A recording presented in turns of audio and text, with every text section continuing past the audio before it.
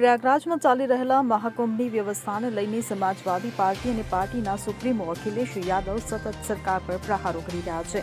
આ દરમિયાન લખનૌમાં મોટા પોસ્ટરો લગાવવામાં આવ્યા છે, જેમાં કહેવામાં આવ્યું છે કે અખિલેશ 27 તારીખે આવશે।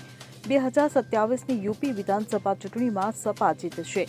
અખિલેશ યાદવ મુખ્યમંત્રી બનશે અને 2032માં ભવ્ય અર્ધકુંભનું આયોજન કરવામાં આવશે। હાલમાં પ્રયાગરાજના મહાકુંભમાં કથિત ગેરરીતિઓ અંગે સમાજવાદી પાર્ટી સતત સરકારને ઘેરી રહી છે। 29 જાન્યુઆરીએ મૌની અમાવસ્યાના અવસર પર સંગમ ઘાટ પર થયેલી ભાગદોડ અંગે અખિલેશ યાદવ અને તેમની સમાજવાદી પાર્ટી સતત સરકાર પર પ્રહારો કરી રહ્યા છે। Bureau report CN24 news. હવે જુઓ દેશ દુનિયાની તમામ ખબરો તમારી આંગળીના ટેરવે।